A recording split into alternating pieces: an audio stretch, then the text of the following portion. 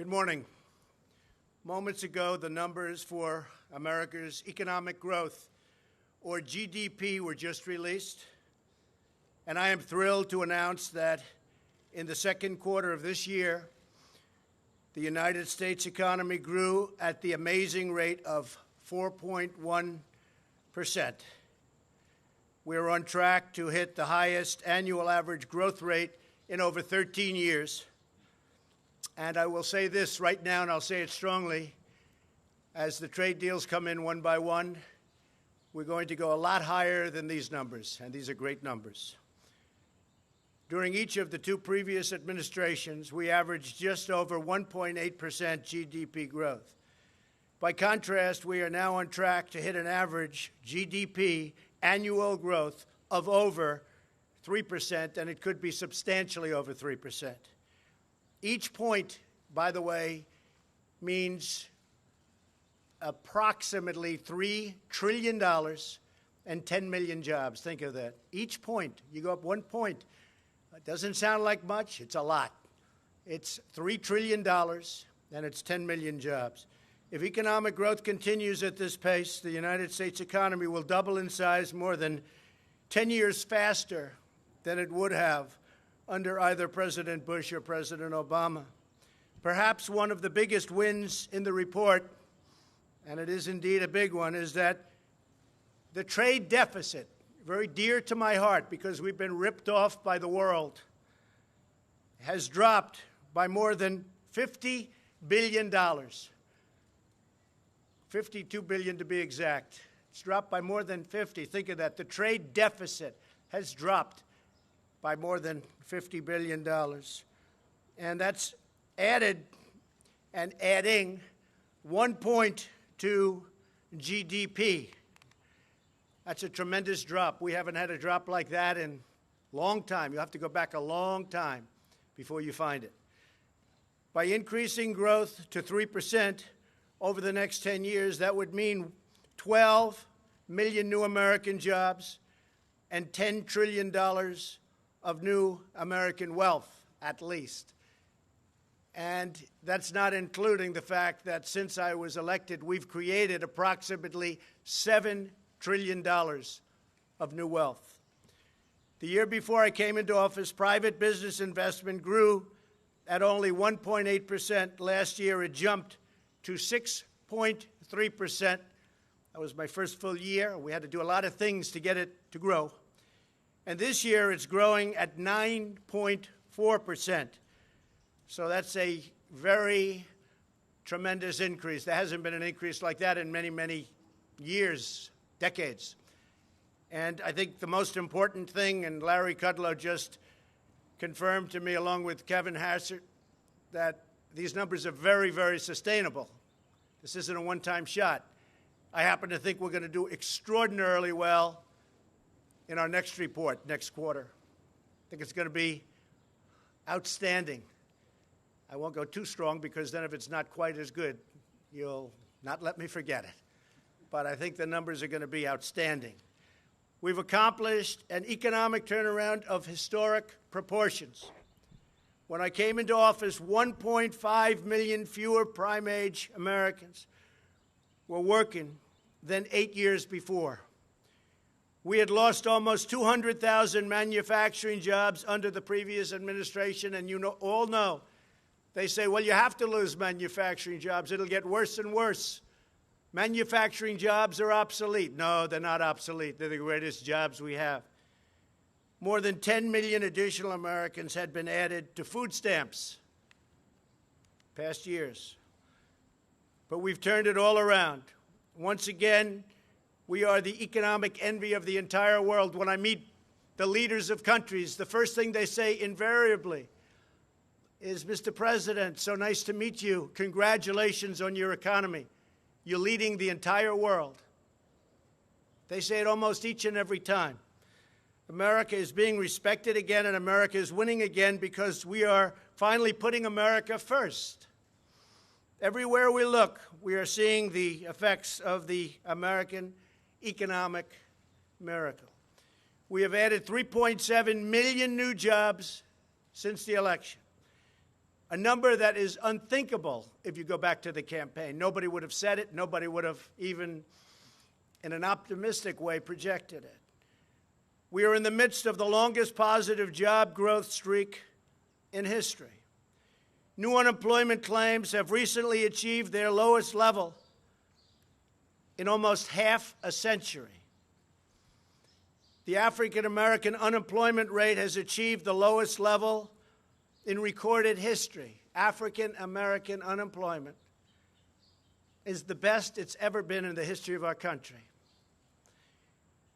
The Hispanic unemployment rate has reached the lowest level, likewise, in history. The Asian unemployment rate has recently reached the lowest level, again, likewise, in history.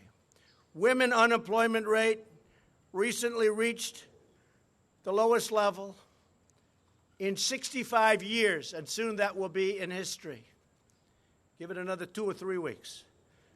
Veterans unemployment is at its lowest level in 18 years, and that number is rapidly going up, on top of which we just received and won from Congress choice, where veterans can go out and see a doctor if they can't get service, the service that they deserve.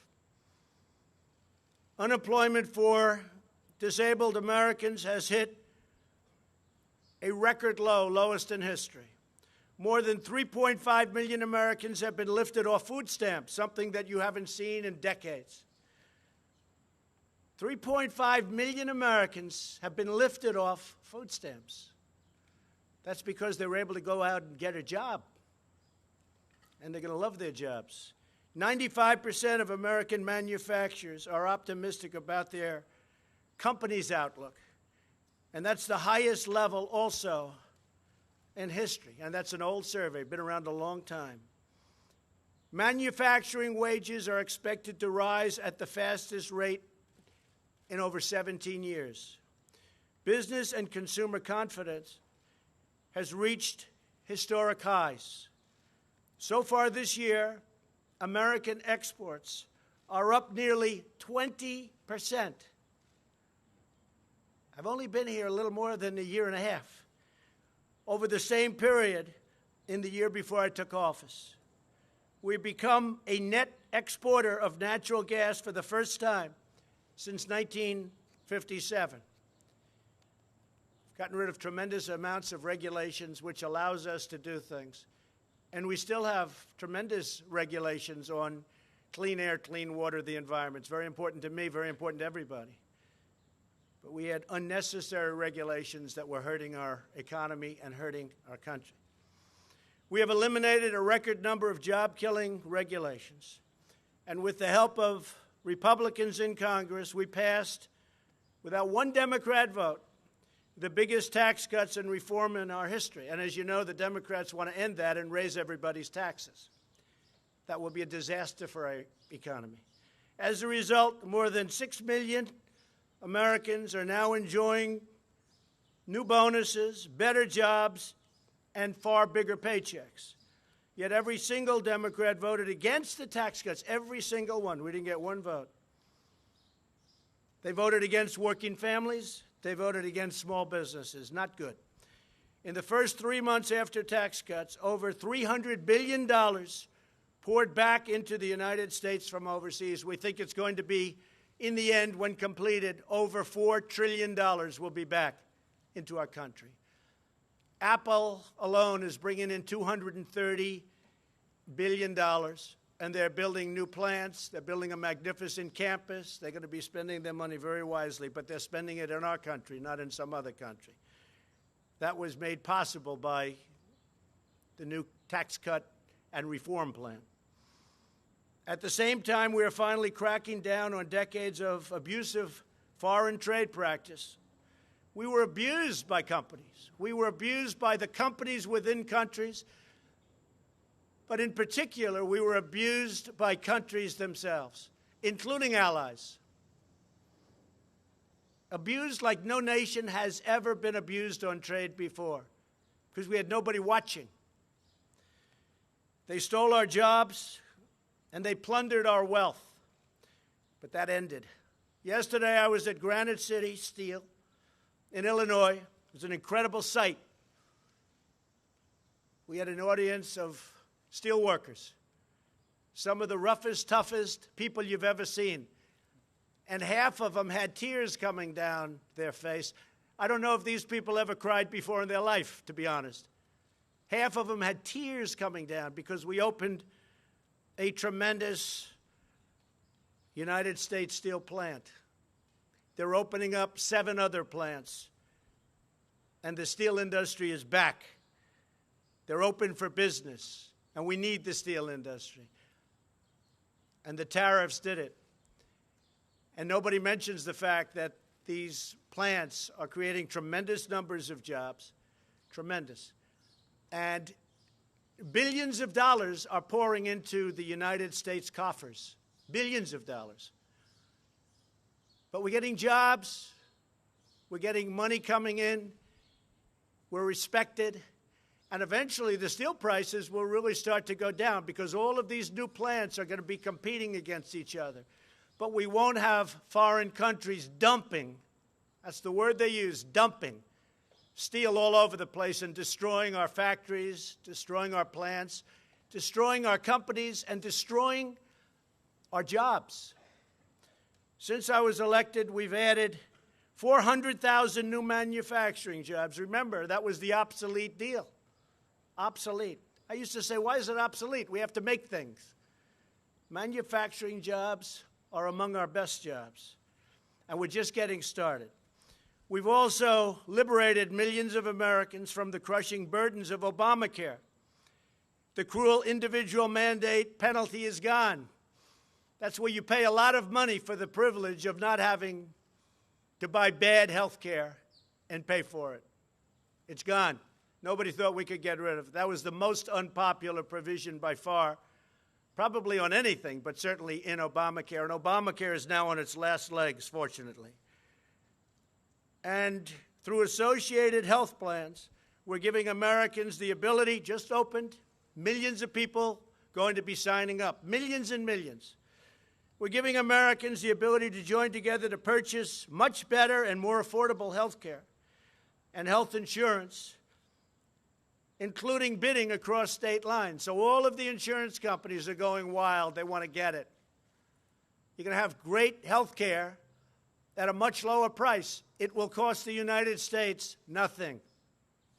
Nothing. Think of that. It will cost us nothing. And that's Secretary Acosta. Secretary Azar is coming out with another health care plan, somewhat different. Result the same, much less expensive health care at a much lower price. Will cost our country nothing. We're finally taking care of our people. Finally, there's another matter that's of profound importance to me, and I wish to discuss it right now before we leave, because there's nothing like what we've been working on, so important for the lives of not only Americans, but lives all over the world. At this moment, a plane is carrying the remains of some great fallen heroes from America, back from the Korean War. They're coming back to the United States. Mike Pence, our wonderful vice president, will be there to greet the families and the remains. And I want to thank Chairman Kim for keeping his word. We have many others coming, but I want to thank Chairman Kim in front of the media for fulfilling a promise that he made to me, and I'm sure that he will continue to fulfill that promise as they search and search and search. These incredible American heroes will soon lay at rest on sacred American soil. Even during the campaign, people would come up to me. It's a long time ago, many decades ago. Oftentimes they were older. In some cases, they were younger, great-grandfathers. My great-grandfather, my grandfather, my father. They asked if I could do something about it. I'd look at them and say, we don't get along too well with that country. They said, whatever you could do. And it's something that was very important to me. Many people have asked that. I've asked the Vice President and others to just pay a special tribute, and they will do that. So we honor the sacred memory of every incredible American patriot who fought and died in that war. In everything we do and every action we take, we are fighting for loyal, hardworking, patriotic citizens of our blessed nation. We're making our country great again. We're respected again all over the world. Our military will soon be stronger than it's ever been by far. That in itself will produce thousands and thousands of jobs. Nobody makes equipment like we do. Nobody. Whether it's planes or missiles or any form of military equipment, we make the best in the world by far. We're making it possible for our allies to buy that equipment quickly, where they don't have to wait for 2-year approvals and more. We're doing great. And I'm very honored to see that 4.1 number. Perhaps I'm even more honored to see that deficit shrink, the trade deficit shrink so much. With that, I'd like to ask Kevin Hassett, Chairman of the Council of Economic Advisors, and my very good friend, Larry Kudlow, if they could both step forward and say a few words. Thank you all very much. It's a great day.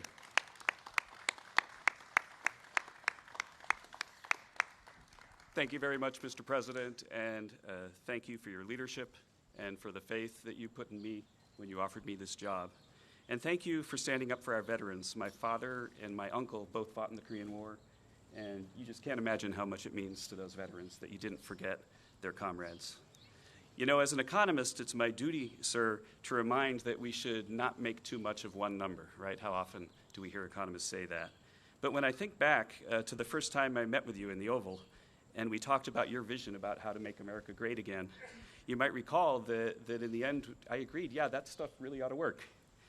And the fact is that if we look at the data today, that we can see the proof in the pudding, that the president's policies are working, and it's not just in the top line, but it's in the details. So the president said that if we deregulate the economy and have a tax reform, that there'll be a capital spending boom because the factories will come back to America. If you look at the data, then the factories are booming again. The president said that if we emphasize energy production here in the U.S., that we could become a dominant energy economy, even an energy exporter. Well, if you look at the data today, one of the reasons why the data are so strong is that drilling and mining activity skyrocketed in an almost unprecedented way.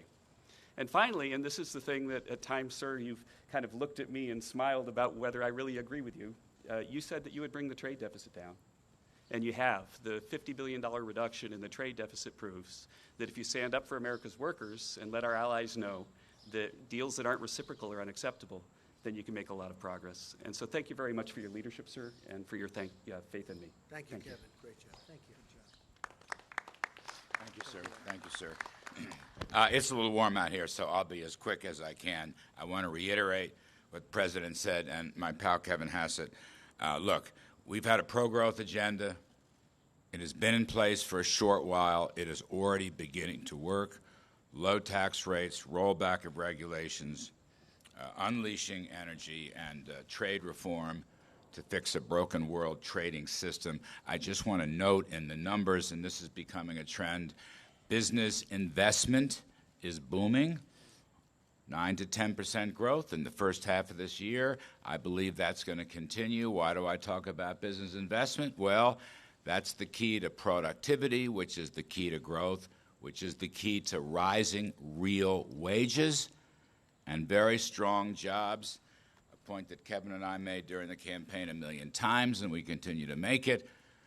These tax cuts, particularly on the business and investment side, are going to be boosting wages, livelihoods, and jobs for middle American, ordinary working folks. And it's starting to take effect, and that's why I agree with the President. This is a boom that will be sustainable.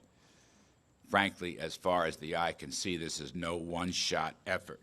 So that's me. Thank you, sir. Appreciate it very much. Thank you. Thank you. Thank you very much, everybody.